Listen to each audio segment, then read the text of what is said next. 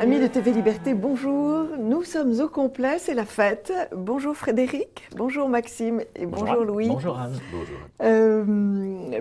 Petit rappel, alors nous avons, en votre absence mercredi dernier, évalué une petite liste des chevaux arrivés en premier. Le best-of, comme on dit. Non, comme on ne dit pas, à TV Liberté. Donc c'était Au revoir au-delà, le trio gagnant. Au revoir là-haut. Au revoir là-haut. La promesse de l'aube et The Square. Votre avis, Frédéric? The Square, 100% d'accord. Voir de là-haut, 100% d'accord. La promesse de l'aube, beaucoup moins d'accord. Parce que je l'ai aimé, mais il y a des longueurs. Enfin, vous avez un autre à nous proposer? Non, je n'ai pas d'autre à proposer. Simplement, je voulais faire juste quelques mots sur ce qui s'est passé en 2017. Déjà, je trouve que c'est difficile de faire un trio gagnant parce qu'il aurait fallu voir au moins 700 films. Bien sûr, mais le minimum, jeu... non, mais minimum 700 films qui sont sortis. Oui. Si ça vous intéresse, quel est le film qui a le mieux marché? Ben, c'est Moi, moche et méchant, 5,7 millions. Ça, c'est plutôt triste, oui. Dans les 10 premiers films qui vont de 3,5 millions à 5,7 millions, vous avez 3 films français. Alors tenez-vous bien, Red Dingue de Danny Boone, 4,5 millions d'entrées.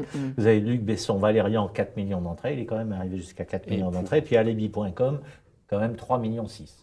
C'est quand même pas des films extraordinaires, mais ils ont marché. Et ce qui est intéressant, c'est que la part de marché des films français est quand même remontée à 36%. Et moi, je me souviens, à 25 ans, c'était quasiment 50%. On est toujours envahi par les blockbusters américains et les sous-produits américains qui font qu'on a du mal à dépasser ces 35-36%. Et quand on les dépasse, c'est avec des navets. C'est-à-dire que les bons films qu'on a évoqués, en particulier Au revoir là-haut, qui est un film excellent, il est à combien? 2 millions? Oui, et par contre... À peine. Et par contre, le film que vous aviez évoqué... Baise-moi mon pote, non? Épouse-moi mon pote. Épouse-moi mon pote. Elle fait plus que ça. Ma chère Anne, je me permets de vous rappeler que c'est après le mariage, en théorie. Épouse-moi mon pote a fait un chiffre... Mon pote a fait 3 millions 2, 3 millions 3. Il a fait plus qu'Au revoir là-haut, qui a fait 2 millions 9. Non, mais c'est pour ça que ça relativise le chiffre. Hein? Est-ce que, si vous me donnez quelques secondes, parce que j'aime beaucoup Jodie Foster, qui est une femme intelligente et une très bonne actrice, et une réalisatrice aussi, qui a déclaré « On se rend au cinéma comme on va dans un parc d'attractions, les studios faisant de mauvais films pour plaire aux masses et aux actionnaires. Cela ruine les habitudes de visionnage de la population américaine et à terme celle du reste du monde. » Elle a tout compris. Elle a tout compris. Oui, oui. C'est pour ça que nous n'allons au cinéma qu'avec parcimonie et bon escient. Et avec des amis aussi. Des très bons copains, mon mari. Mais on peut aussi faire venir le cinéma à la maison, parce que les films que nous encourageons en général sont disponibles un peu plus tard en DVD. Et faire venir le cinéma. Et au moins, on évite de... Vous avez parfaitement raison, la solution, c'est le cinéma à la maison. Alors, vous avez vu Vers la lumière? Oui, le nouveau film de Kawase qui sort aujourd'hui, donc en France. C'est un film japonais? Voilà, tout à fait, de Naomi Kawase, donc une réalisatrice qui a déjà un petit peu de bouteille, hein, avec La forêt de Mogari, Chara, des films un petit peu plus expérimentaux. Là, ça se concrétise un petit peu plus. C'est l'histoire, rapidement, d'un ancien photographe qui est en train de, très malvoyant et qui est en train de devenir aveugle, et d'une audio réalisatrice, enfin celle qui fait les doublages pour les sourds. Pour les aveugles, pardon, donc il va y avoir toute une petite relation qui va s'introduire entre eux, très tendue, très dure, parce qu'effectivement, l'aveugle, le malvoyant, ne perçoit pas du tout le monde comme n'importe qui, et pour le cinéma, c'est quand même quelque chose. Et donc c'est un film tout autour du cinéma, toute une profonde réflexion autour du cinéma, mais qui vraiment, j'en avais parlé un petit peu avec le musée des merveilles, alors cette fois-ci pour une sourde, donc le cinéma muet étant justement très intéressant. Ben là, Kawase fait un petit peu la même chose, mais pour les aveugles. Il y a encore plus... Et belles photos, belles images. Très, très belles images. Il y a de très beaux échos, je trouve, en tout cas, alors à son précédent film, La forêt de Mogari, mais aussi à Kurosawa, Rhapsody en août. Du moins, moi, je l'ai perçu ainsi. Et c'est vraiment un film très, très beau, très intime, totalement visible. Donc il faut à tout prix aller voir cette réalisatrice. Merci beaucoup pour cette surprise. On a souvent de bonnes surprises avec le cinéma japonais, en tout cas celui qui nous parvient, parce qu'il y a sûrement des choses un peu moins bonnes, mais qui ne franchissent pas les frontières. Moi j'y vais presque systématiquement. Ouais. Alors, vous avez vu tous les trois El Presidente.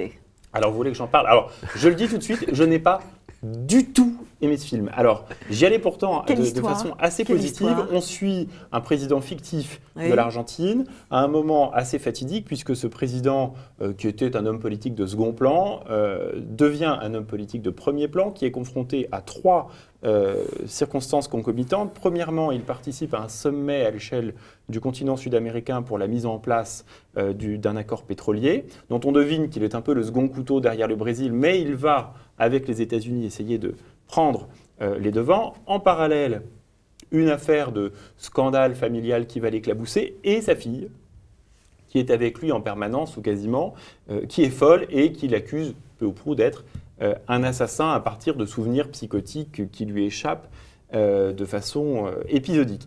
Donc, c'est-à-dire que moi, j'aurais aimé un film qui soit vraiment politique, où on suive ce président qui, avec ses autres homologues sud-américains, arrive à mettre en place quelque chose. Là, il y aurait eu un vrai sujet. Ou bien ce président complètement lisse et gentil en apparence et qui, en réalité, aurait été un escroc qui n'hésite pas, qui ne rechigne pas sur les basses œuvres, avec la fille qui intervient, mais comme en fait ça se termine en eau de boudin et qu'on ne sait pas ni comment va se terminer le sommet, ni la vérité dans les délires psychotiques de sa fille, on reste sur sa fin. Et on n'y voit pas le pape. Et on n'y voit absolument rien. Donc ça aurait pu être un formidable film d'art et d'essai français, c'est-à-dire un film où on s'emmerde, sauf qu'en fait on sent que ça n'a pas été fait pour ça. Bon. Voilà. Donc pour moi, on passe totalement à côté du sujet et je m'en désole parce que j'y croyais. Frédéric?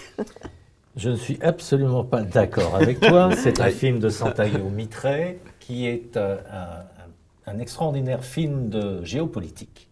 Parce que tout ce qui est conférence avec effectivement le Mexicain, le Brésil qui veut prendre, qui est le plus puissant, faire intervenir les États-Unis qui veulent évidemment se mettre dans ces accords pétroliers pour essayer de torpiller et à leur avantage. Donc c'est vraiment... Et justement, ce qui est intéressant, c'est qu'on ne montre pas que ça, on nous montre un homme. Cet homme-là, il est président de l'Argentine, il fait ses conférences avec tout ce que ça représente, c'est très bien fait d'ailleurs, sur le plan cinéma. Et en même temps, c'est quelqu'un qui a des problèmes personnels, puisque son gendre l'accuse de détournement d'argent, donc il va y avoir un procès. Il a sa fille qui est psychotique, mais on nous laisse deviner peut-être que ces souvenirs psychotiques, il y a peut-être quelque chose de vrai. Alors je suis d'accord avec toi sur la fin, c'est que tout ça, ça reste ouvert ou ça reste fermé, c'est-à-dire que la fin est décevante. Mais pendant tout le film, j'ai été très intéressé et c'est très très bien joué par Ricardo Darín qui joue le rôle du président. Moi j'ai trouvé ce film très intéressant, même si la fin nous déçoit. Louis? Oui, alors je suis pratiquement entièrement d'accord avec Frédéric. Souvent. J'ai été très... Oui, c'est vrai, mais nous avons des affinités par rapport au cinéma, c'est vrai. Mais pour le coup, quand je suis ressorti de la salle, j'étais un petit peu perturbé. Je restais sur ma faim. Non, pas sur la faim, mais sur ma faim. Effectivement, j'étais un petit peu paumé. Il y a la séance d'hypnose voilà, pour la fille, ce qui est très bien fait. Et pourtant, c'est pas souvent bien fait. L'horreur de ça, en général, dans les films, c'est raté. Voilà. Et là, c'est très bien fait. Il n'y a guère que chez Lars von Trier qu'on trouve des choses intéressantes de ce point de vue-là. Mais là, cinématographiquement... Mais lui, Lars von Trier, il est déjà un peu spécial. Donc, psychotiquement, oui, parlant. Mais voilà, j'ai trouvé notamment, effectivement, l'acteur qui joue le président argentin absolument beau. Il est sombre, il est dur et en même temps, il reste totalement homme. Vraiment avec très beau. Avec les faiblesses. Et c'est pour ça que c'est intéressant de voir justement les problèmes qu'il a personnels avec son gendre et puis avec sa fille. Qu'on ne verra même pas d'ailleurs. Non, qu'on ne verra pas. Très et c'est ça qui est intéressant. Voilà, et je me permets juste de préciser, on a le titre retenu par les producteurs français, ça a été El Presidente, mais c'est la Cordillera. Donc vraiment, c'est la Cordillère des Andes. Et tout le film se passe là-dedans, dans cette sorte de nid d'aigle du sommet, sauf mais il ne faut pas trop en dévoiler, à un moment où il va devoir s'absenter parce que le grand Satan, qui ne veut pas être vu non plus comme le grand Satan, à part au marché. Hein, elle va essayer de l'acheter. Exactement. En tout cas, c'est très bien fait. Et Christian Slater, quand même, retenons, c'est son retour un petit peu. Ça fait longtemps qu'on n'en avait pas entendu parler. Et il n'est pas si mauvais. Il joue bien le beauf américain, diplomate. Mais c'est vraiment... Il y a des choses, il y a des petites pépites. Et les pépites, toutes ces séquences-là, cette séquence où il essaie de l'acheter, c'est très bien fait. Cette séquence aussi, quand ils sont en voiture, parce qu'il y a les beaux paysages aussi qu'on voit de la Cordillère des Andes. Non, c'est un film à aller voir, je suis d'accord avec vous sur tous ces sujets-là. Non, mais tu ne dis plus rien. Moi, je me suis vraiment emmerdé à la fin et je trouve que il faut que tu partes en vacances. Peut-être. Le grand jeu. Dans la Cordillère. Le grand jeu. Alors nous l'avons vu, non, je n'ai pas vu. Tous les deux. Tous les deux. Ah bah pas si serons-nous d'accord. Je pense que nous serons sur la même longueur d'onde. Oui. Alors le grand jeu, c'est tiré d'un livre de Molly Bloom des années 2004, si mes souvenirs sont bons. Donc déjà, vous avez l'affiche où on vous dit le loup de Wall Street au féminin. Oui. Bon, là on est en plein féminisme, ça n'a absolument aucun rapport, puisque c'est à la mode. Parce que l'autre, effectivement, est dans Wall Street, c'est-à-dire que vraiment, c'est quelque chose d'assez compliqué, il faut avoir des neurones. Là, c'est quand même beaucoup plus simple, même si la femme est intéressante, jouée par Jessica Chastain, parce que c'est une femme donc qui... Alors, la réalité et la fiction, c'est pas parce que c'est tiré de faits réels, mais évidemment, comme c'est fictionné, donc qui était une championne de ski, qui allait devenir une très grande championne de ski, qui était bonne, qui en voulait vraiment. Son père l'a poussée d'ailleurs très durement. Très bonne interprétation de Kevin Costner qu'on revoit et qui n'a pas vieilli et qui est bien dans ce rôle. Père-fille, parce qu'il y a une explication à un moment sur la fin et c'est bien fait. Et donc, elle a un accident, donc elle ne pourra plus faire ça. Elle se retrouve serveuse et puis ensuite elle travaille dans un cercle de jeu, de poker, où elle est assistante de quelqu'un. Qui est un pauvre mec qui la fout dehors pour des raisons un petit peu ridicules et elle se dit tout d'un coup, comme elle a une volonté de réussir, eh ben pourquoi je ne le ferai pas? Et alors, elle rabat, elle paye des gens pour rabattre, et puis elle a ses relations, parce qu'elle est très relationnelle. Elle crée une salle de jeu. Et elle crée dans des appartements, dans des hôtels, etc., ou chez elle, etc., des salles de jeu où, tenez-vous bien, l'entrée est à 250 000 $. Hein, la blinde à 100 000 $. Donc ça veut dire que ce sont... Et alors effectivement, parce que ça c'est quelque chose qui a existé, effectivement, ce sont des gens qui étaient le showbiz, des grands du cinéma, de la mafia, de l'argent sale. Et évidemment, là-dedans, il y a eu des gens de la mafia russe. Alors, elle avait le droit de faire ça, mais il y avait quelque chose qu'on ne pouvait pas faire, avoir des commissions. Et un jour, elle prend une commission dessus, donc elle est alignée par le FBI qui la suivait et qui essaie de la faire tomber. En fait, il n'y a pas grand-chose, à la fin, elle n'a pas grand-chose comme punition, j'allais dire, mais effectivement, ils veulent savoir qui étaient ces gens de la mafia, etc. etc. Alors, on peut penser que le sujet est intéressant, c'est assez plat. Malheureusement, parce que c'est Aaron Sorkin qui fait ça, qui est un scénariste, c'est son premier film, et ce ne sont pas des dialogues, c'est de la logorée. On a sans arrêt des retours en arrière, on a sans arrêt, elle fait quelque chose et on entend la voix off, sans arrêt, sans arrêt, sans arrêt. C'est pénible et c'est raté. Alors, je n'irai pas jusqu'à dire que c'est raté, parce qu'on s'ennuie un peu, mais pas trop. Moi, j'avais beaucoup aimé Le Loup de Wall Street, qui avait un rythme, qui avait un jeu d'acteurs exceptionnel, et qui surtout nous décryptait en nous donnant accès aux outrances, d'une certaine manière, de certains, je ne dis pas tous, mais certains acteurs de Wall Street. Là, on est quand même dans un monde qui est le monde du poker, un petit peu caché. Il n'y a pas d'outrance, il ne peut pas y en avoir. Là. Bon, ça n'a pas beaucoup d'intérêt pour la plupart des gens. La fille est jolie, on a du mal, bon, on nous explique qu'elle a gagné 4 millions de $, mais qu'elle ne peut plus y avoir accès, que du coup, il en reste plus que 2. Bon, on a du mal à pleurer sur son cas, si vous voulez. Bon, en plus, à la fin, d'ailleurs, on sent bien qu'en fait, elle ne va pas vraiment être condamnée. Elle est condamnée finalement à quelques centaines de milliers de dollars d'amende. Bon, enfin, tout ça est assez plat. Alors, le film, je pense, marchera assez bien aux États-Unis parce qu'en réalité, il y a eu un gros scandale quand cette affaire est sortie, puisque en fait, il y a un certain nombre de personnalités majeures, notamment du monde du cinéma, qui trempaient dans ces histoires, notamment Tobey Maguire, qui est un acteur assez connu là-bas, ou Macaulay Culkin, vous savez, le fameux « Maman, j'ai raté l'avion ». Donc, pas mal de gens qui ont trempé dans ces soirées et qui s'en sont pris, évidemment, plein la figure. Mais en soi... Oui, mais ça n'est pas quelque chose de clandestin. Non, non, absolument pas. C'est totalement admis. Simplement, les gens n'ont pas envie de dire qu'ils vont jouer 250 000 $ dans la soirée. C'est ça. Il y a des interventions de la mafia qui fonctionne assez moyennement. Elle est partie sur les salles de jeu, elle se drogue, etc. Bref, pour moi, la seule chose vraiment intéressante, c'est la relation père-fille, qui en fait est la clé du film, et puis les relations avec son avocat, qui sont pas mal. Bon, outre ça, la fille est jolie. L'histoire est racontée, mais ça serait presque une histoire de radio. Ce qui est drôle, c'est cette femme qui veut, le sujet, cette femme qui veut le faire aussi bien que les hommes et tenir. Donc c'est ça. Oui, enfin, vous connaissez la phrase de, phrase de Marilyn Monroe. Non. Vouloir être égal à l'homme, quel manque d'ambition. Non, si vous voulez, je pourrais adhérer au sujet. Bon. Il y a des films féministes. Non, mais il y a des films féministes qui sont vraiment intéressants. Ouais. On voit des femmes qui veulent devenir des grands hommes politiques. Mais ça fatigue. Mais au bout du 10e film féministe, on est très fatigué. Là, son rêve, c'est de tenir une salle de poker. Enfin, dire, on est quand même très très loin d'une grande ambition pour la femme. On est aux États-Unis. Ça suffit. On a eu Madame Claude aussi. Ça suffit pour le grand jeu. Les heures sombres. Ah, bah alors Louis l'a vu, moi je l'ai pas encore. C'est Frédéric qui l'a vu. Je l'ai pas encore. Frédéric qui voit tout. Alors ça, c'est un film anglais fait par Monsieur Joe Wright. C'est Churchill en 40. Alors Churchill en 40, il est là et il a été nommé Premier ministre, parce que c'est tout au début quand il a été nommé Premier ministre, parce que vous avez les travaillistes qui voulaient bien faire des accords avec les conservateurs, à condition que ce soit lui. Les conservateurs voulaient garder Lord Halifax, donc il avait quand même beaucoup d'opposition. Il est quand même nommé Premier ministre.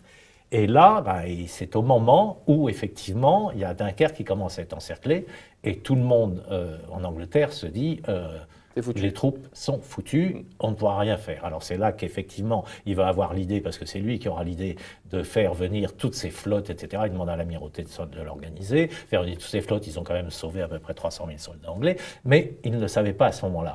Et c'est tout cette histoire-là qu'on voit, c'est-à-dire c'est Churchill qui se bat contre Lord Halifax, qui était le ministre des Affaires étrangères, qui lui dit « c'est foutu ». On n'a qu'une chose à faire, c'est d'essayer de négocier. Je sais que Mussolini nous a dit « je peux faire l'intermédiaire », on prend contact avec Mussolini et on négocie avec Hitler. Et lui, ça lui pose des problèmes, parce qu'à un moment, il se dit, parce que c'est quelqu'un qui est, bon, on sait quel était le tempérament de Churchill, c'est quelqu'un qui est vraiment sûr de lui, qui veut... Et puis là, on monte toute la crise interne qu'il ressent, effectivement, en se disant à un moment, mais est-ce qu'il ne faut pas que je négocie, c'est foutu. Et non, finalement, il fait un discours à la Chambre où là, il met son verbe anglais dans sa théorie de la résistance, et c'est là qu'on voit l'homme déterminé, vous aurez des sueurs, des larmes, etc., etc., etc., mais nous irons jusqu'au bout, on se battra rue par rue, maison par maison, etc., où il emporte le morceau. Avec le sang des autres, avec le sang des boys. Avec le sang des boys. Et c'est remarquablement fait, parce que vous avez aussi les rapports avec sa femme. Ça, c'est bien fait avec Christine Scott Thomas, qui est remarquable. Et on voit comment, effectivement, des hommes ou des femmes d'État, quand ils sont dans des périodes de crise comme ça, ont besoin quand même d'un appui. On voit les relations avec sa secrétaire. C'est très, très bien fait aussi, qui est tout le temps avec elle, qui le voit dans ses crises, etc. Il ne faut pas oublier quand même qu'en dehors du cigare, il picolait comme un malade, du whisky. Oui, il avait quelques fragilités. Il avait du tempérament, il avait etc. quelques fragilités.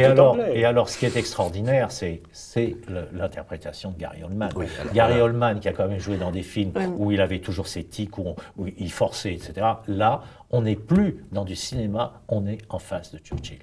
Et c'est prenant comme film, c'est remarquable. C'est vraiment théâtral de ce point de vue-là. Théâtral, c'est un peu méchant, parce que c'est pas du théâtre, non. On a l'impression d'être vraiment au Parlement, on a l'impression d'être... il le joue, effectivement, mais il est dans le personnage. On ne voit plus Gary Oldman, on voit Churchill. Donc en fait, c'est un film qui complète Dunkerque, qu'on a vu au cinéma l'année dernière. Si on veut, oui. Si on veut, des échos, décidément. Oui, alors un film sur Hitler aurait réussi complété.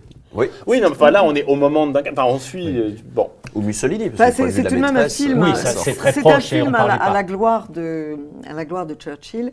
Et ce qui m'inquiète un peu, et ce que je trouve curieux, c'est qu'on ne dit jamais comment Churchill est arrivé au pouvoir, qui a installé Churchill au pouvoir, quelles sont les puissances derrière Churchill pour aller au conflit. Après, ça, c'est l'explication du texte. Pour aller au conflit, pour aller au refus de la négociation. Oui, historiquement. Mais ça, c'est quand même très important. Mais ça, c'est pas le film, parce que le film se passe en 1940, bien sûr, et non pas avant, parce que aussi on aurait pu dire en 41 ou en 42 qu'il a proposé à la France de faire qu'une nation, c'est-à-dire on se réunit réunissait avec l'Angleterre, on était bouffé par l'Angleterre. Toutes ces Absolument. choses-là, on ne parle pas de Mercel-Kébir non plus, etc. Donc on ne va pas refaire toute l'histoire. On a un film qui est sur une tranche et qui est remarquable. Une tranche glorieuse, c'est vrai qu'on fait sûr. rarement de films sur les tranches peu glorieuses. Mais en soi, ça peut nécessiter une explication de texte, notamment pour les publics jeunes qui n'ont pas forcément toutes les cartes en main pour comprendre les choses. Mais moi, j'ai vu seulement la bande-annonce, j'irai le voir peut-être ce soir. Ça m'a l'air d'être un excellent film sur ce sujet-là et sur ce personnage-là, dont on peut d'ailleurs lire les mémoires. L'Autriche-Hongrie qui a voulu négocier pour arrêter la guerre, auquel Clémenceau a imposé la continuité de la guerre, le Churchill, tout ça fait partie des chefs d'État qui n'étaient peut-être pas très très économes du sang de leur jeunesse et du sang de notre Europe. Quand Mussolini avait massé ses troupes sur le Brenner et qu'il a voulu dire à la France, parce qu'il se méfiait d'Hitler au début, il était anti-Hitler, et puis que le Front Populaire a dit un accord avec Mussolini, jamais, et puis on l'a foutu dans les bras d'Hitler. On peut refaire toute la dernière guerre, c'est pas le sujet du film. Oui, mais... Alors on peut peut-être terminer avec un film très joli que vous avez vu, Anne, consacré à Saint-Ignace de Loyola. Oui, j'en avais parlé. Et qui est en affiche derrière nous. J'en avais parlé. En DVD. J'en avais parlé la semaine dernière. Je l'avais vu seulement en partie. Là, je l'ai vu tout en entier. C'est donc les productions Sages qui permettent d'aller au cinéma en famille. Vous mettez dans votre. C'est plutôt de faire venir le cinéma dans la famille, en l'occurrence. Et vous discutez après, ce qui est très important avec les enfants. C'est la vie du jeune Saint-Ignace jusqu'à 30 ans. On le voit donc en Espagne, monter au créneau, puisqu'en fait, il n'est pas allé en classe, pratiquement. Il n'a eu qu'une éducation militaire. Et il combat comme un grand, bon guerrier qu'il est. Et il va y avoir cette transformation dans sa vie. Et il va retourner aux écoles pour... convaincre et pour travailler pour Dieu, pour combattre pour Dieu. C'est un soldat du Christ. On a aussi quelques explications sur ce que sont ces exercices spirituels si célèbres. Et c'est vraiment un très beau film. Le personnage est magnifique. Qui joue ce rôle-là ? Un Espagnol. Merci d'avoir posé la question. J'y répondrai mercredi prochain. Non, mais c'est un Espagnol, c'est intéressant. Saint-Ignace de... c'est pas Fernandel. C'est un Saint-Ignace de Loyola, donc c'est tout à fait magnifique. Avant sa béatification. Voilà. Oui. Très bien. Je résume. Voilà la lumière, le film japonais. Vers la lumière. El Presidente, puis Le Grand Jeu, Les Heures Sombres et Le Lys Brisé. Le Lys Brisé, oui, puisque nous laissons au moins une petite ouverture pour les vieux films. Oui. Pour ceux qui ont la chance d'être dans le 13e arrondissement parisien, il ressort à la Fondation Seydoux, donc c'est un film de 1919, je crois, donc de Griffith. Et vous savez à quel point j'aime ce réalisateur. Le Lys Brisé, c'est un très beau film, sans doute l'un des plus beaux en réalité de Griffith. Dans le mode mineur, puisque ce ne sont pas les grandes épopées de Griffith, mais c'est une histoire d'amour vouée à l'échec. Je n'en dis pas plus pour que les personne puisse le découvrir, mais qui met effectivement Miss Lillian Gish aux prises entre sa famille, on va dire, c'est celui qui cherche à gagner ses faveurs, et une personnalité beaucoup plus fugitive, The Yellow Man, donc un expatrié chinois donc, aux États-Unis. Pour ça que c'est toujours très amusant de voir le titre original, The Yellow Man, qui aujourd'hui ne pourrait évidemment plus sortir. Mais en tout cas, c'est un film très beau, tragique par excellence, et vraiment c'est éblouissant, donc je n'en dis pas plus, il faut aller le voir. Avec Lillian Gish, qui était une grande et une très belle actrice, très charbonneuse aussi dans son, dans son maquillage. C'était l'époque, effectivement. C'était l'époque. On faisait de briques et de broc. Eh bien, merci à tous les trois. La récolte est bonne. Et à mercredi prochain. Au revoir, chers amis de TV Liberté.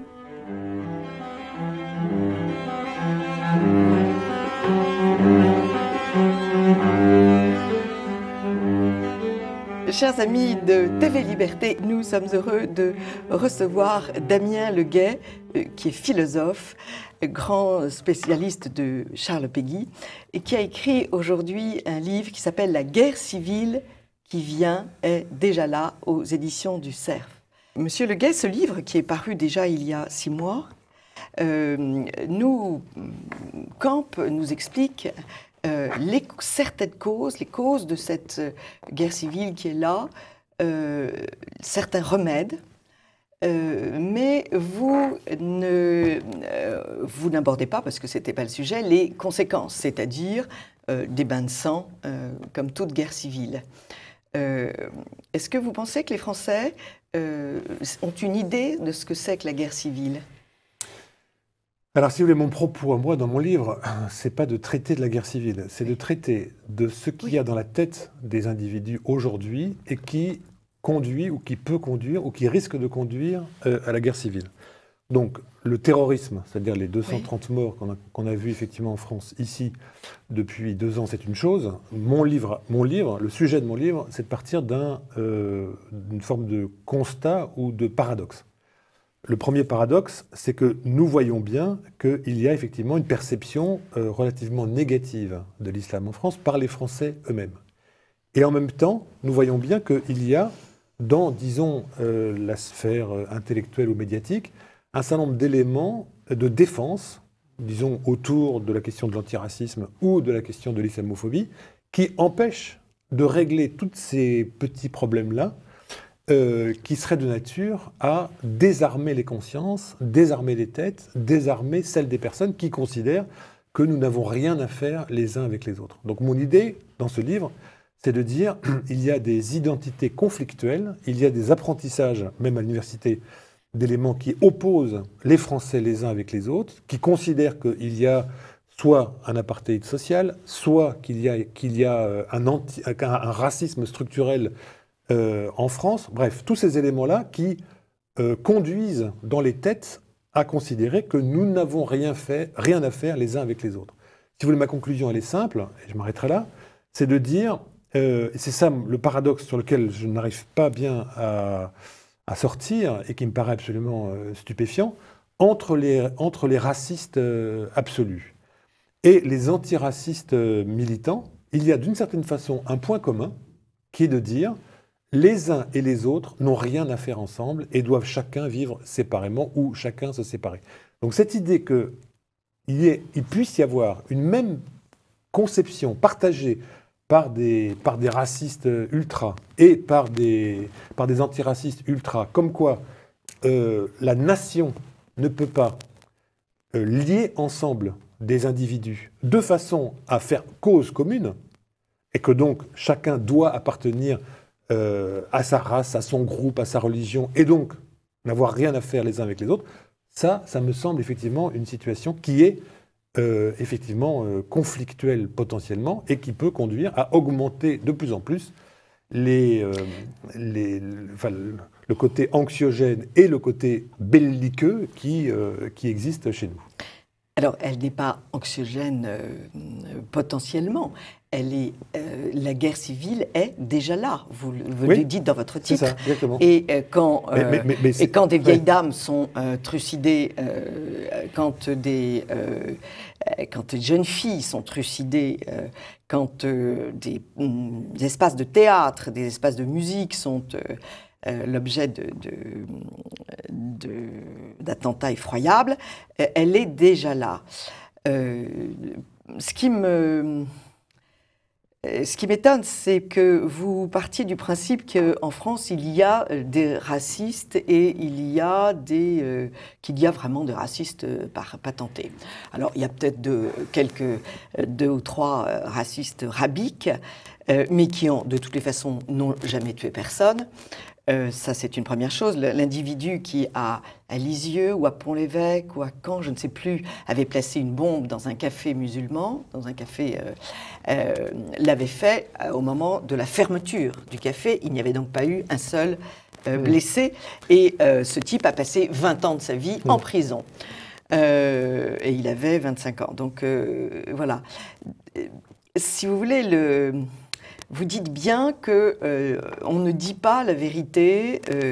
Vous reprenez cette phrase de Péguy, dire la vérité, toute la vérité, rien que la vérité, dire bêtement la vérité bête, ennuyeusement la vérité ennuyeuse, tristement la vérité triste. Et c'est vrai que la vérité est triste.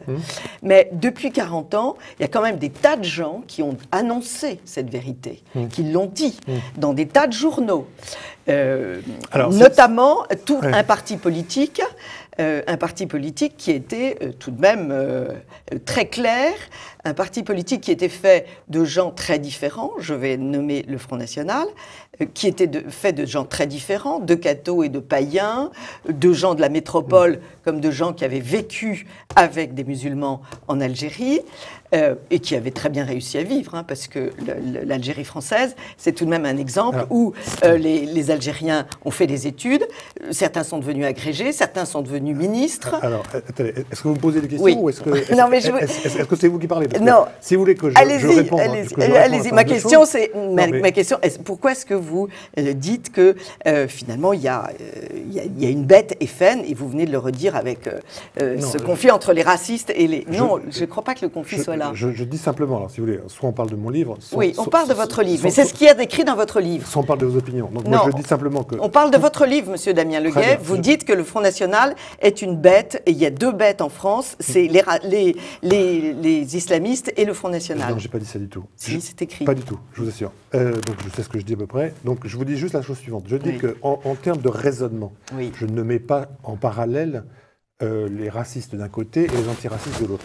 Je dis simplement qu'en termes de raisonnement, parce que mon approche est une approche culturelle, philosophique, sur effectivement pourquoi est-ce que nous en sommes là. Voilà. Essayons de nous recentrer sur mon livre qui n'a pas grand intérêt, mais qui a l'intérêt d'exister. Donc je dis simplement que... Qui est passionnant. Et je dis simplement qu'effectivement, il y a quelque chose qui est, d'un certain point de vue, absolument incompréhensible, qui est que, d'un côté comme de l'autre, je ne parle pas de ceux qui commettent des attentats et ceux qui n'en commettent pas. Je dis dans mon livre, effectivement, et vous pouvez le voir, qu'il y a quand même des choses surprenantes dans les attentats. Un, que les attentats depuis 2 ans sont tous commis par des personnes françaises, que ce sont des gens qui effectivement se réclament tous d'une façon ou d'une autre de l'islam, de l'islamisme, etc. Donc le terrorisme, il est de ce côté-là.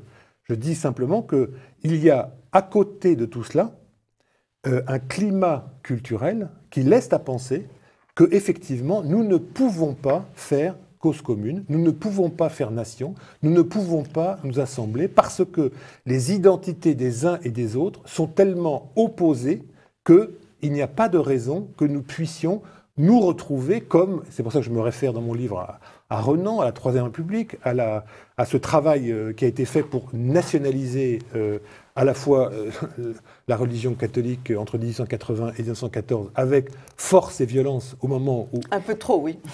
Avec force et violence au moment où ça a été fait, pour effectivement considérer, comme le dit Renan, que nous devons, si nous faisons cause commune, nation commune, que nous devons oublier les raisons qui nous opposent les uns aux autres, oublier les causes d'opposition que nous avons à l'égard de l'histoire de France ou de la nation. Voilà, c'est ça que je dis.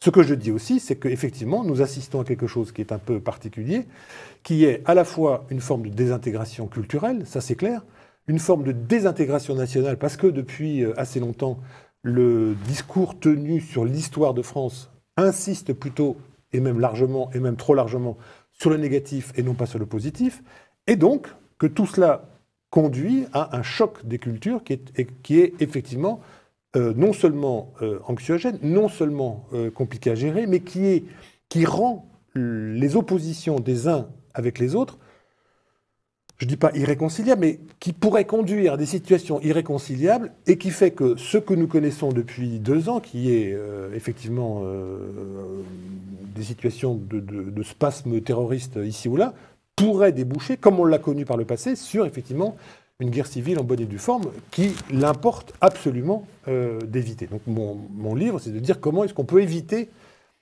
tout cela, tout en remettant ou tout en essayant de donner quelques indications sur, non pas la vérité, je ne sais pas très bien ce que c'est que la vérité, enfin, à part d'un point de vue théologique, mais sur un certain nombre d'éléments sur ce que nous connaissons en France depuis 5 ans, 10 ans, ou même depuis un peu plus, et depuis, donc, dans la tradition, si vous voulez, de mai 68. Voilà. Alors, vous évoquez l'identité de la France, et vous citez De Gaulle, la France est laïque, mais la République est laïque, mais la France est chrétienne. Est-ce que ce n'est pas l'une des causes de ce problème identitaire français qui se détricote? Si vous voulez, ce qui est vrai, c'est qu'il y a un catholicisme en France qui est à la fois extrêmement limité en termes de pratique, extrêmement partagé, il y a à peu près 60%, 55%, 60% des Français qui se disent catholiques. Mais le plus important, c'est que la laïcité elle-même est une laïcité catholique, si on veut. C'est-à-dire qu'elle sait... Bien sûr, parce que c'est la catholicité qui a inventé la laïcité. Alors, non seulement c'est la... Alors, historiquement, vous avez raison, c'est ce que dit Rémi Braque depuis longtemps, c'est que c'est effectivement le catholicisme ou la religion catholique qui s'est séparé du pouvoir politique, qui voulait lui mettre la main dessus, hein, pour se donner une légitimité. Donc, ça remonte à l'Ancien Régime. Mais c'est vrai que ce régime d'opposition, contrairement à ce qu'on dit, ne s'est pas fait du côté du pouvoir politique, mais du côté de l'Église qui s'est séparée, qui a voulu se séparer, distinguer. Voilà. Donc le régime de séparation que nous connaissons depuis 1905, c'est un régime qui ne tient pas compte, évidemment, de ce qui s'est infusé en France, et donc ce que disait le général de Gaulle très bien, il y a un certain nombre de valeurs, la notion de fraternité, la notion d'individu, la notion, etc., qui sont d'inspiration chrétienne. Donc voilà. Donc ça, c'est la première chose. La deuxième chose, c'est que il y a effectivement, depuis quelques années, une présence de plus en plus visible de l'islam et ou des musulmans. Alors la question, c'est qu'est-ce qu'on fait par rapport à cela? Est-ce qu'on considère qu'il y a une incompatibilité absolue, comme disait le général de Gaulle, entre l'huile et le vinaigre, et que donc on ne peut pas d'aucune façon faire cause commune? Ou est-ce qu'on peut considérer, ce qui est mon cas, que d'une part, il y a un affaiblissement de la proposition nationale, un affaiblissement de ce que la nation était susceptible ou est susceptible de donner comme règlement de copropriété en disant voilà comment les choses se font ici, et donc c'est comme ça qu'il importe de recevoir toutes les personnes qui viennent de l'extérieur. Donc c'est cet affaiblissement de la proposition nationale et du règlement de copropriété qui conduit effectivement à ce que les uns et les autres, ayant horreur du vide, font ici comme certains le faisaient là-bas. Donc voilà. Et la deuxième chose, c'est qu'il me semble que cet affaiblissement de la proposition nationale conduit effectivement à ces replis à la fois identitaires, à la fois communautaires, à la fois dans les quartiers, etc. Et que tout ça conduit à quelque chose qui est effectivement, c'est là où mon livre est là pour développer ce point de vue, vers un armement, si vous voulez, un armement des consciences, et donc à peut-être éventuellement une guerre civile qui est pour partie inévitable. Je cite, si vous voulez, parce que c'est ça la clé de mon sujet, je cite au début du livre un propos de Jacques Julliard que j'aime beaucoup, et qui dit « Nos nations multiculturelles sont donc devant une alternative brutale, sans échappatoire, intégration ou guerre civile. » Voilà. Et donc, il me semble que si on ne repense pas la question de l'intégration, s'intégrer, non pas juste cohabiter, non pas juste être posés les uns à côté des autres, ou être dos à dos, mais ensemble, à ce moment-là, effectivement, brutalement, on peut considérer qu'il y a quelque chose qui va conduire à cette guerre civile que tout le monde redoute et que personne ne souhaite. Mais le problème, c'est que pour s'intégrer, il faut avoir un modèle, il faut avoir un vêtement dans lequel rentrer. Exactement. Et la nation ne propose plus rien. Et je reviens aux lois de 1905, à l'expulsion des congrégations. Il semblerait que la République, là, ait agi assez sottement. D'abord parce que la République était soi-disant la mère des concitoyens et qu'elle n'avait pas à expulser et à renier ce qui était quand même une grande partie de sa population à ce moment-là. Mais d'autre part, elle s'est coupée des cadres qui créaient ce modèle, et qu'aujourd'hui, il n'y a plus de modèle, il n'y a plus d'ordre, il n'y a plus ni d'ordre moral, ni d'ordre chrétien, et que donc, nous en sommes là. Enfin, ne soyons pas non plus... L'expulsion des congrégations enseignantes était une grande sottise. Alors, disons pour le dire autrement, parce que je ne dirais pas ça comme ça, mais si vous voulez, il est vrai qu'entre 1880 et 1914, je le dis dans le livre...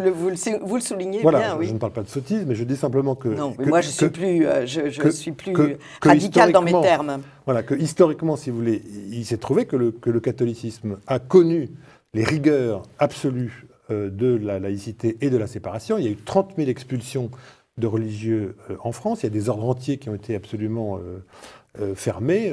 Voilà. Donc, je dis simplement que si on faisait le quart de la moitié du commencement de cette laïcité-là, connue par les catholiques entre 1880 et 1914, sans parler de la Révolution française, à l'égard des musulmans français, eh bien, on réglerait certainement pour partie toutes les difficultés que nous connaissons. Les difficultés que nous connaissons, c'est qu'effectivement, il y a un clergé qui n'est contrôlé par personne. Il y a effectivement un certain nombre de personnes financées par l'extérieur qui viennent prêcher des discours de haine et parce que nous sommes liés pour des raisons diverses avec les uns et les autres, on ne peut pas les expulser. Donc la question de l'organisation de l'islam de France, la question de la reconnaissance d'instances suffisantes, la question de la séparation, parce que n'oublions pas qu'entre 1880 et 1914, quel était le grief principal qui était reproché à l'Église catholique? C'est d'avoir une accointance avec une puissance étrangère.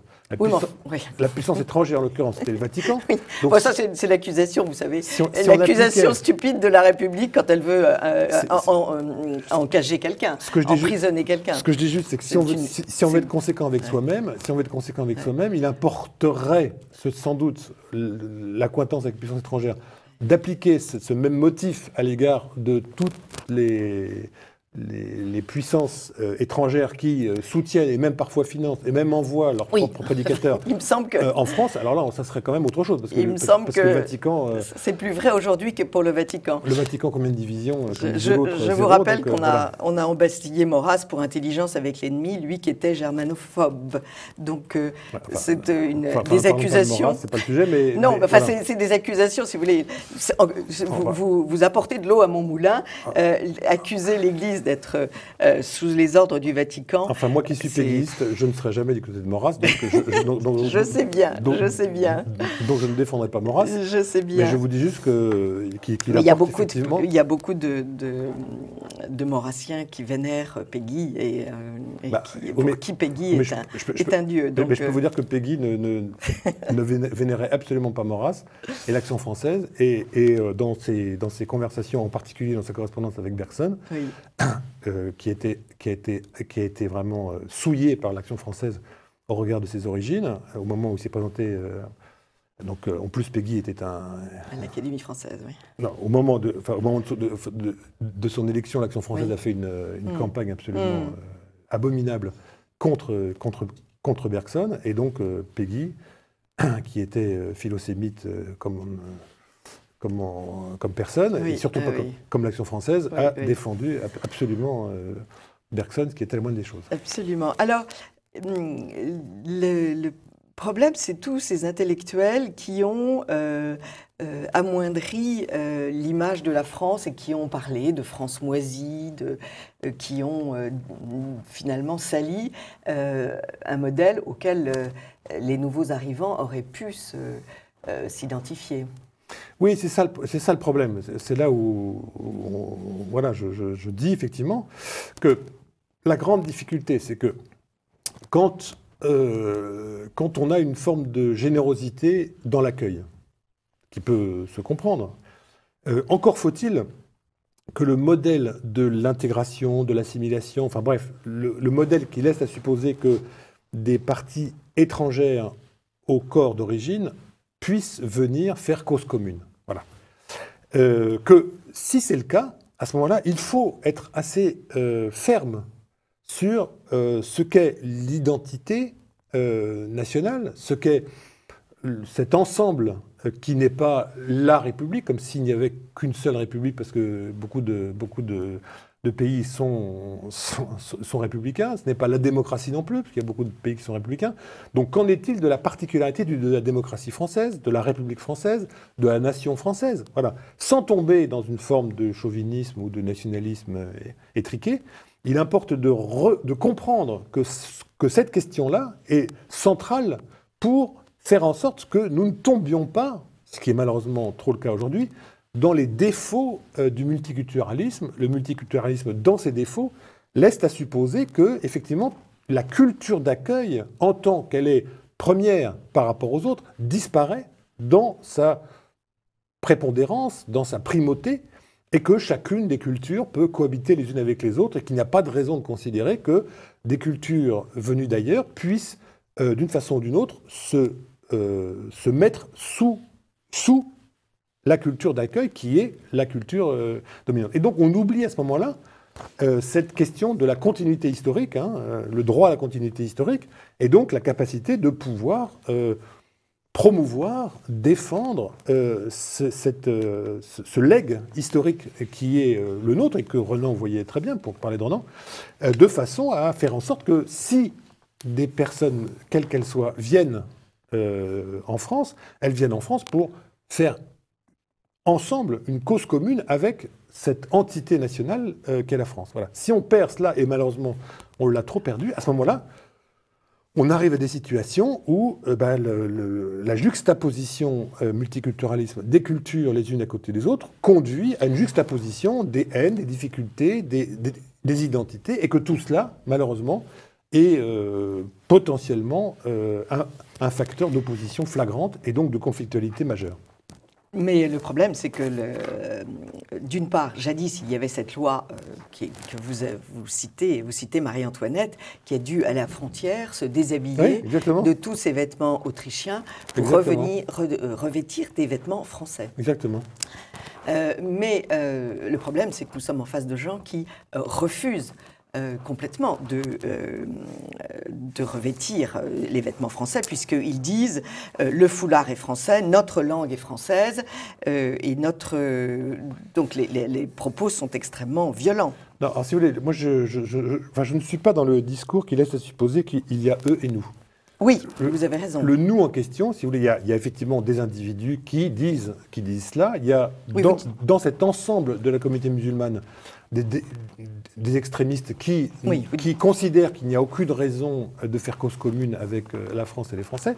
Bon, et puis il y a aussi, quand on regarde de près cette question-là, il y a dans les années 90-2000, il y a une forme de raidissement de la communauté musulmane au regard de personnes venues de l'extérieur qui, de certaine façon, prennent en otage les autres, les quartiers, en disant, écoutez gars, si vous êtes musulman, l'islam c'est ça, tu dois faire comme ça, tu dois faire comme ci. Bon.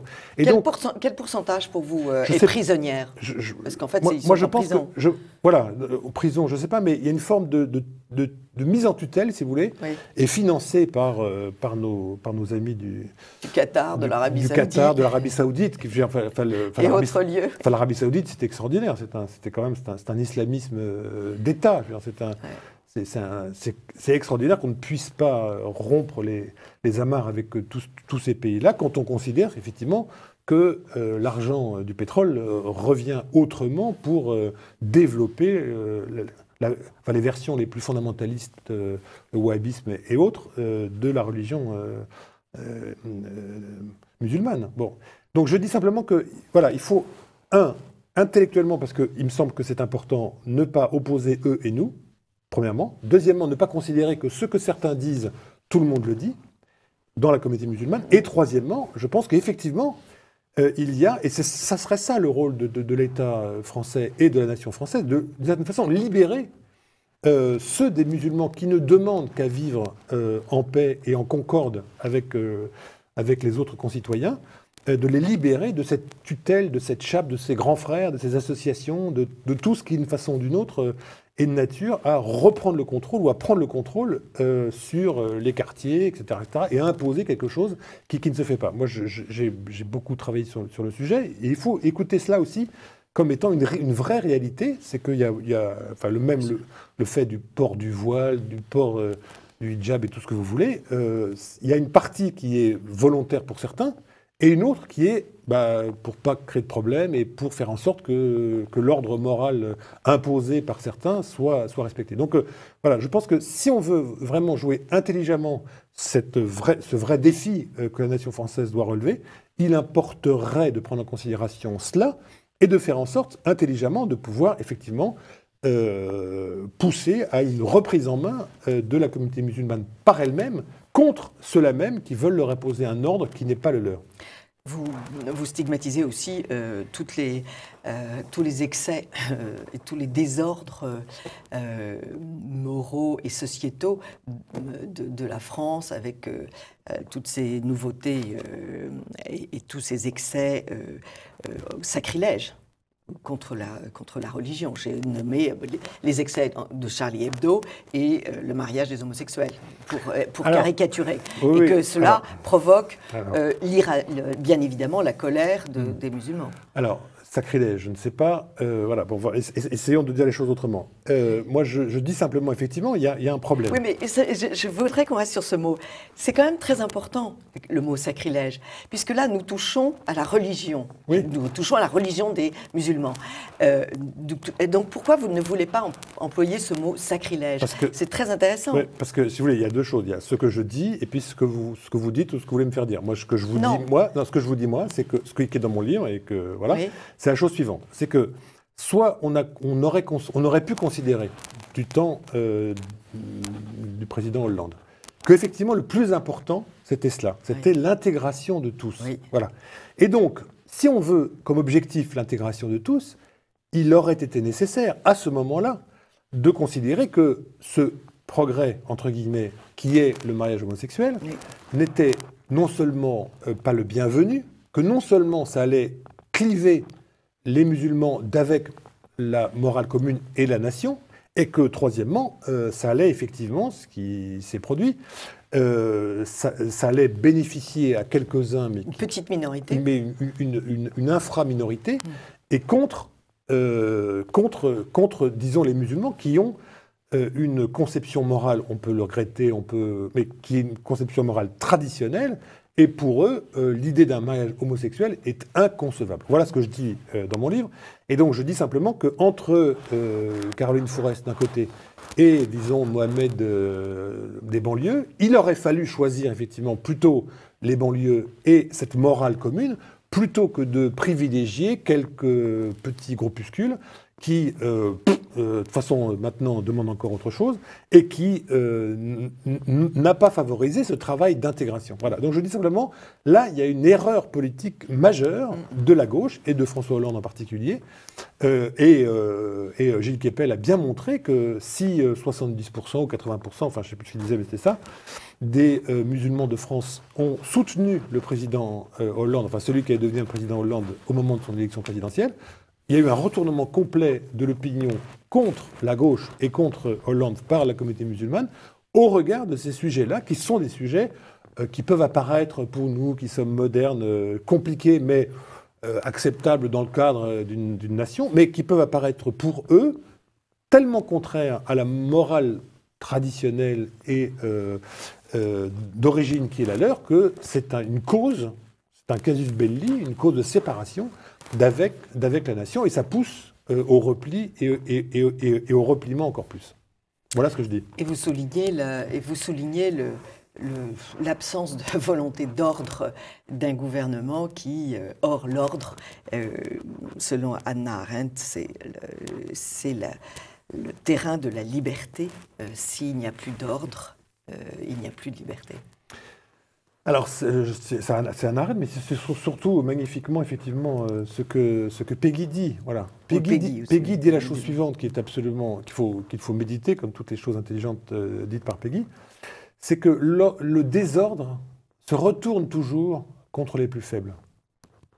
Et que donc, le désordre se retourne toujours contre les plus faibles. Et à force d'être dans le désordre, à ce moment-là, on aboutit, c'est pas ce que dit Peggy, mais c'est ce qu'on peut constater aujourd'hui, à cette opposition telle que Guy Louis la voit entre la France, disons, centrale, 40% de la population, et la France dite périphérique, qui, elle, est complètement déboussolée par cela, parce qu'elle affronte pleinement ces désordres-là, qui sont incompréhensibles pour cette France-là, d'une part, et deuxièmement, cette France-là n'est pas en mesure, comme c'est le cas de la France centrale, ni de déménager, ni de changer d'endroit, ni de partir à l'étranger, etc. Donc voilà, et c'est cette France-là qui malheureusement est un peu oubliée, et qui peut effectivement se trouver et est effectivement en conflit intellectuel, culturel, de pratique, de territoire avec effectivement une autre partie de la population. Et c'est pour ça que le président Hollande, ça fait partie du début de mon livre, dit, alors il le dit off, mais enfin il le dit quand même, comment peut-on éviter, dit François Hollande quand il était président de la République, comment peut-on éviter la partition, car c'est quand même ça qui est en train de se produire. Bon, je ne parle pas du français, mais enfin, c'est quand même ça qui est en train de se produire. 2 points, la partition de la France. Donc quand on parle de partition, on parle de guerre civile, on parle de séparation, on parle de... Voilà. Et donc c'est ça, me semble-t-il, le problème majeur. Et vous donnez parmi les remèdes de respecter les mots d'ordre, donner, recevoir et rendre. Absolument. Et c'est là où votre livre décolle. Et j'ai envie d'ajouter admirer et respecter. Forcément, forcément. Enfin, si les Français n'admirent plus que la France, qui est la France, je ne vois pas pourquoi des populations qui arrivent le feraient. Alors, admirer, il y a une belle déclinaison du mot admirer, c'est l'exercice d'admiration. C'est que si effectivement la culture qui est là pour pratiquer ces exercices d'admiration à l'égard de ce legs culturel qui est le nôtre, de la littérature, des grands personnages, etc. Des monuments. Des monuments, enfin voilà. Mais de notre civilisation. De cet exercice d'admiration-là, effectivement, à ce moment-là, et donc qui rend désirable, aimable le legs historique qui est le nôtre, à ce moment-là, si on ne pratique plus cela, comment peut-on rendre aimable et désirable ce legs que l'on voudrait léguer à nos propres enfants d'une part, et que l'on voudrait offrir à ceux-là même qui viennent d'ailleurs. Merci beaucoup Damien Leguet pour ce très grand livre, La guerre civile qui vient est déjà là aux éditions du Cerf. Merci beaucoup. C'est moi, merci.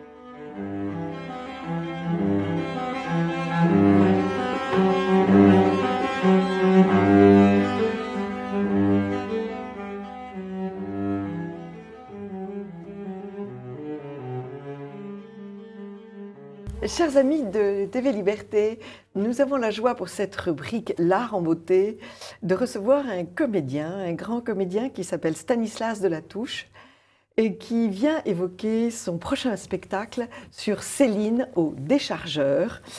Céline, ça s'appelle Derniers entretiens.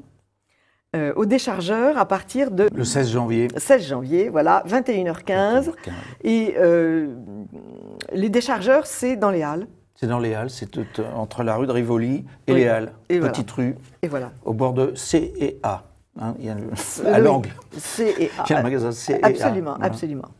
Alors, je vous ai rencontré grâce à le film qui a été tourné sur la chaîne Histoire, Allez-y sans moi, dont nous allons parler tout à l'heure, puisque vous y interprétiez déjà un Céline magnifique, un Céline toujours vivant, un Céline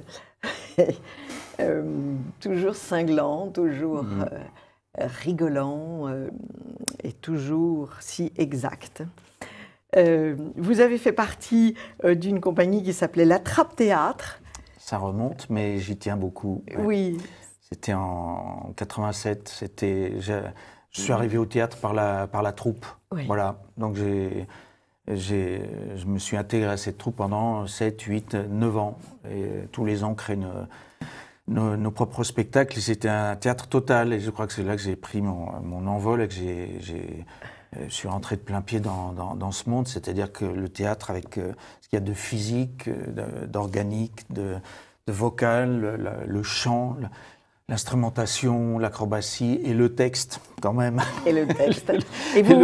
Et vous débarquez dans les cours d'école et vous jouiez Molière. Dans les cours, dans les gymnases, dans des endroits assez improbables pour la pratique du théâtre, mais on a fait ça de longues années. Et franchement, alors évidemment, on va dire, c'est formateur, ça l'est, mais c'était formidable parce que on a l'impression de faire notre métier en temps réel. Oui.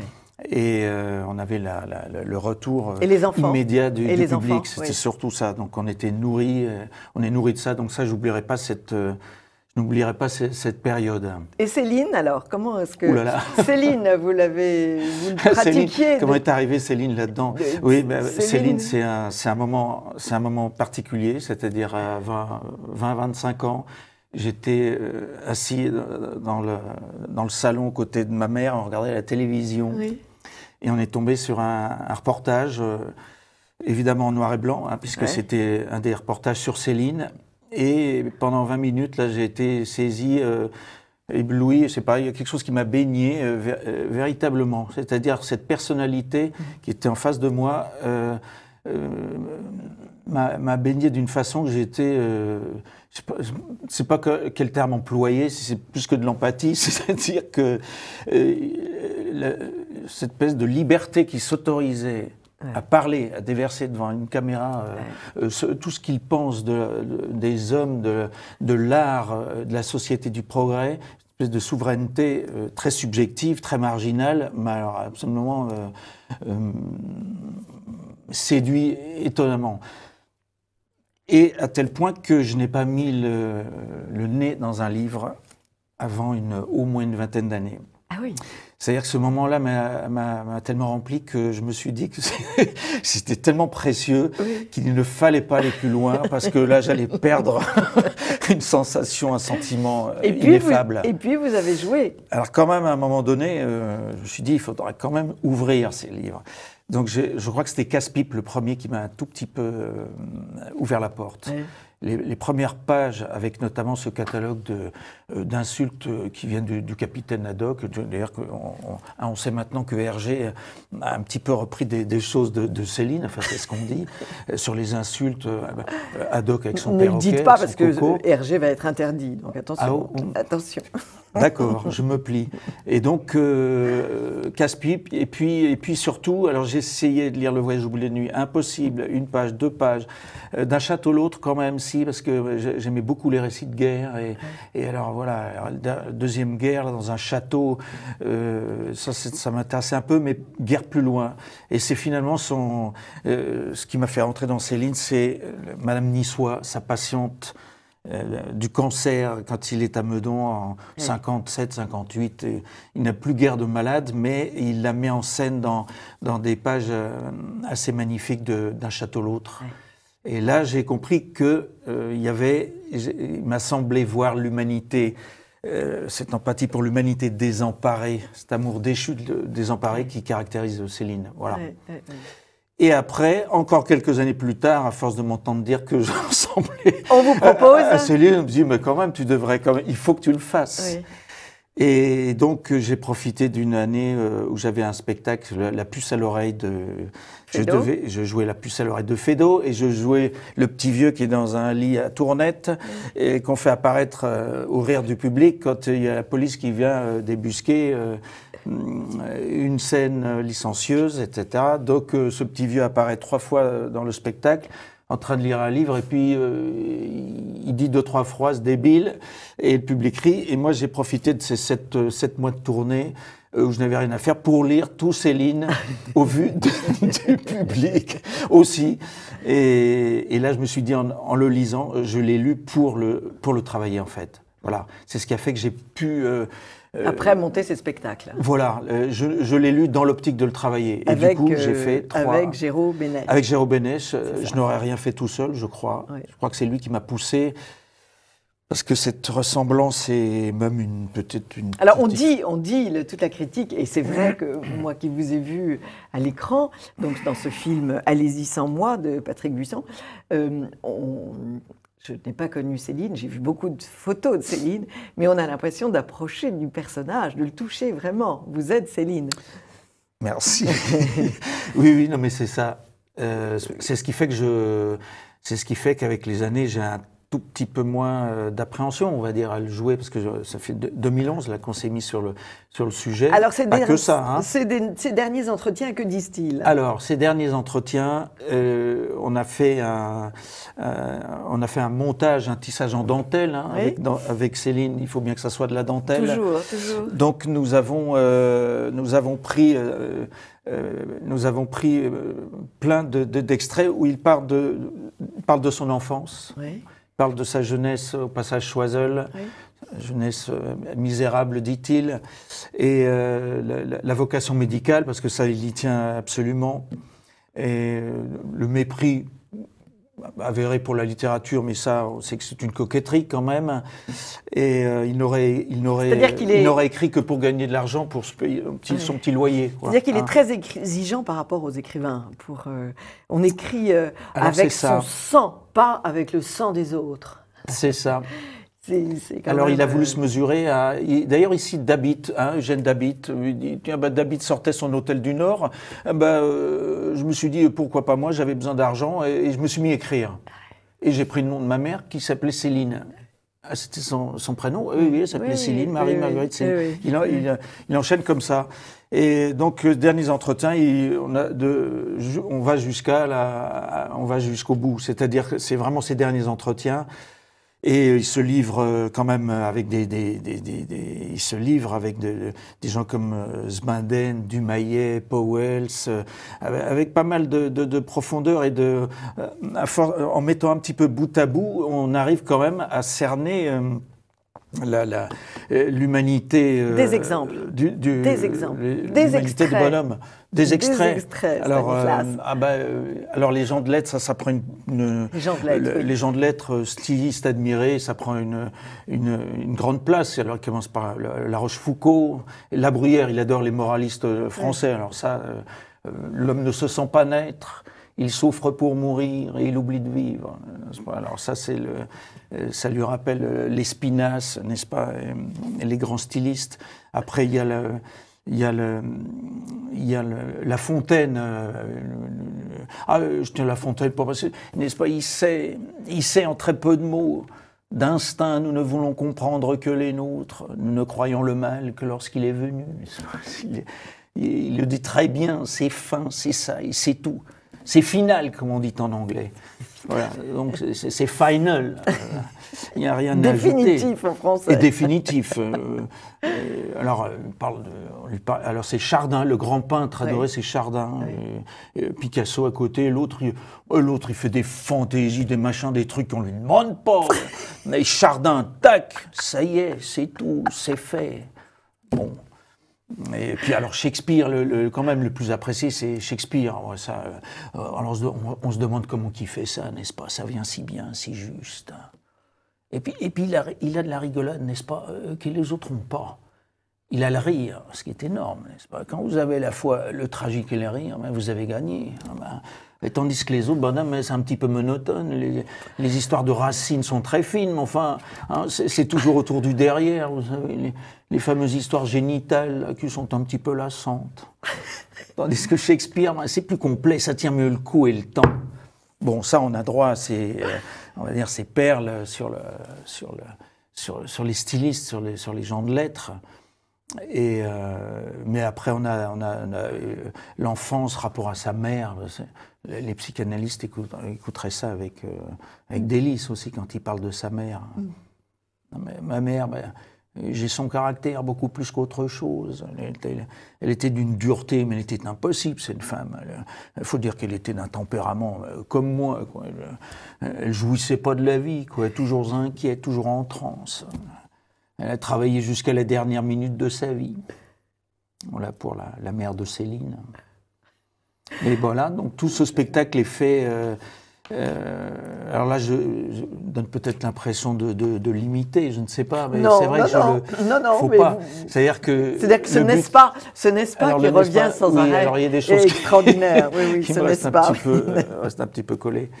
Et après, on a évidemment tout ce qui est sur le progrès, là, cette charge contre le progrès, la télévision, le réfrigérateur.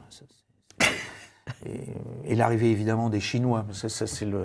Oui, on s'est beaucoup moqué de lui, mais ça y est, les Chinois sont dans l'Allier, ils sont là, ils ont acheté des terres. Ils ont acheté, et Gevrey-Chambertin, vous avez appris ça aussi. Et on ne s'est pas arrêté ça. Non, c'était... Donc il voit, c'est un prophète évidemment. C'est un prophète. C'est un prophète, il voit arriver des choses.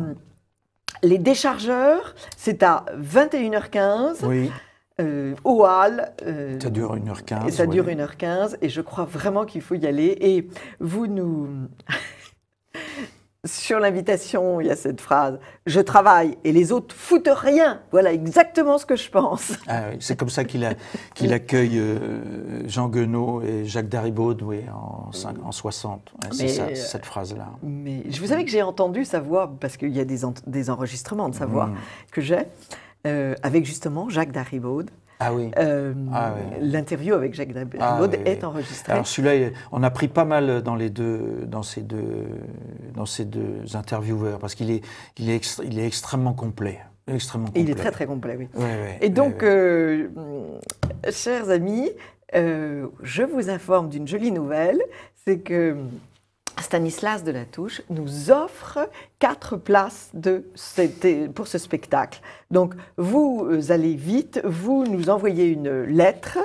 Un mail. Un mail, oui, vous avez raison, c'est mieux. Avec un objet, peut-être, Céline Derniers Entretiens. Un mail, oui, c'est beaucoup mieux. Là, je vais donner le mien parce que je n'ai pas celui de la télévision. Anne Brassier, tout attaché, 7@gmail.com. Et vous pourrez aller à ce spectacle. Ceux qui habitent trop loin, ils peuvent faire autre chose, ils peuvent aller en podcast, retrouver le très beau film auquel vous avez participé, Stanislas Delatouche, Allez-y sans moi, sous-titré « Les antimodernes sont parmi nous », que j'ai vu en salle et qui donne vraiment beaucoup, beaucoup de bonheur pour, en tout cas, ceux qui estiment que les antimodernes ont raison. Et ont de l'avenir. On a l'impression que Céline n'est pas tout seul à l'époque. Léon Bloy a tout de même dit « Tout ce qui est moderne est du démon ». Ah oui, ça part de Léon Bloy. Ah oui, il est en tête de ce film avec Léoto. Avec Léoto, oui. Avec Léoto. Faites-nous du Léoto, s'il vous plaît. Du Léoto. Léoto, bon, je sais bien que... Attendez.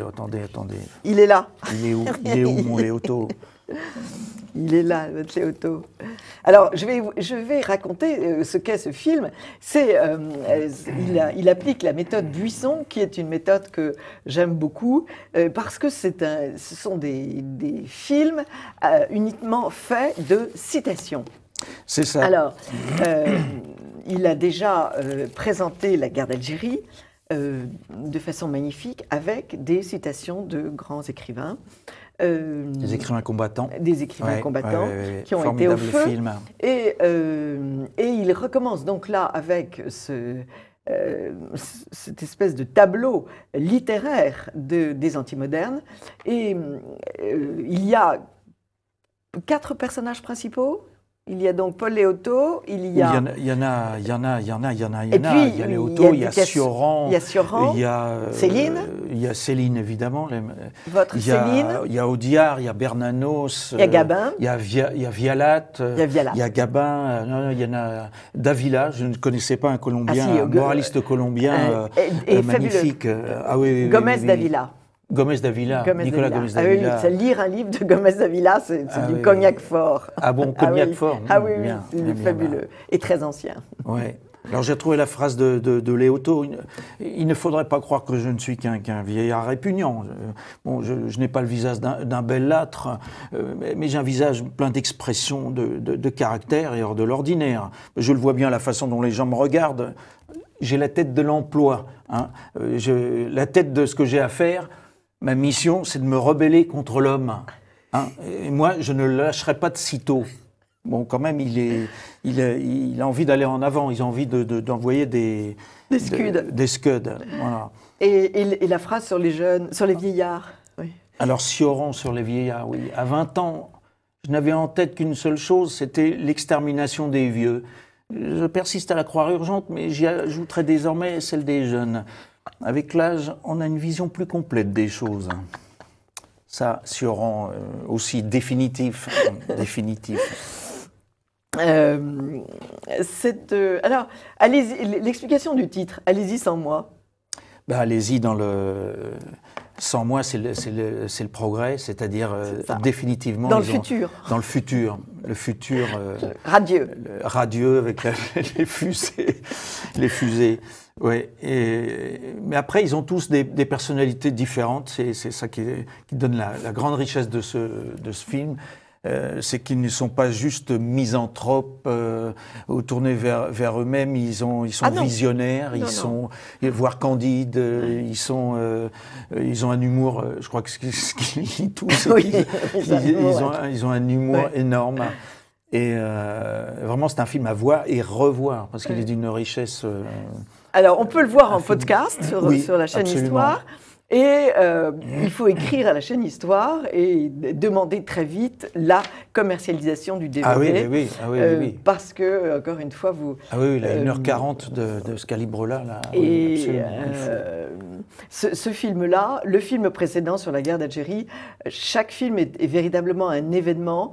C'est un événement littéraire, encore une fois. Et il y a des photos somptueuses sur la guerre d'Algérie, des photos qu'on a... À chaque fois, la chaîne Histoire, ils font un travail de recherche d'archives assez magnifique parce que, évidemment, maintenant, beaucoup d'images sur tous les sujets, que ce soit sur la guerre de 14, la guerre d'Algérie, La fin du monde paysan, qui est un film aussi magnifique. La fin du monde paysan, oui. Oui, très très magnifique. Ou le Paris des écrivains de Paname. Et prochainement, ce sera la guerre de Vendée. Là, on a moins d'images. Si, il y a beaucoup de tableaux. On aura des tableaux. Il y a beaucoup de tableaux. Et puis, c'est le moment d'aller voir ce film, puisqu'il y a encore des intellectuels qui ne sont probablement qu'intellectuels et qui n'ont pas très bien compris la réalité de la guerre. On devrait les envoyer dans les conflits, dans les pays en guerre, je trouve. On devrait les envoyer au Yémen, on devrait les envoyer en Afrique centrale pour qu'ils se rendent compte de ce que c'est que la guerre, qui persiste à dire qu'il n'y a pas de génocide, ce qui est quand même un petit peu étonnant. On n'a pas le droit d'être négationniste dans un domaine, mais dans le domaine de l'histoire française, là, c'est autorisé à plein tube. Donc, là, il y aura ce film qui va se tourner bientôt. Sur la guerre de Vendée, je pense que ça va effectivement susciter de la discussion, parce que c'est des domaines de l'histoire, ça, qui sont sanglants. Il y a aussi le très beau film, je ne sais pas si vous l'avez vu, le docu-drama de Daniel Rabourdin, qui fait alterner des scènes de la guerre de Vendée avec des discussions d'historiens. Et c'est un film extrêmement... ça s'appelle La révolte de Vendée et c'est aussi un très très très bon film. C'est vrai que je me penche en ce moment, en me penchant sur cette histoire en ce moment là pour préparer le rôle, là, il y aura 6 rôles de comédiens dans ce film, des archétypes. Et je comprends mieux maintenant pourquoi en Vendée, tout simplement, cette mémoire était extrêmement présente, en fait. Mais il y a d'autres endroits, d'autres contextes en France par rapport à la guerre.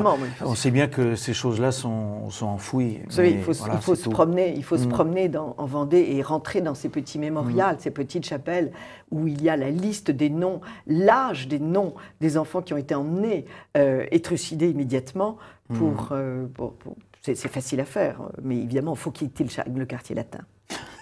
Germano-Pratin. Merci beaucoup Stanislas Delatouche. Vous viendrez nous reparler de ce film. Oui. Et je réitère votre charmante attention. 4 places sont offertes aux téléspectateurs. Je donne mon adresse internet pour que ça soit rapide. annebrassier7@gmail.com. Merci beaucoup Stanislas Delatouche et à très vite sur scène. À bientôt. Merci.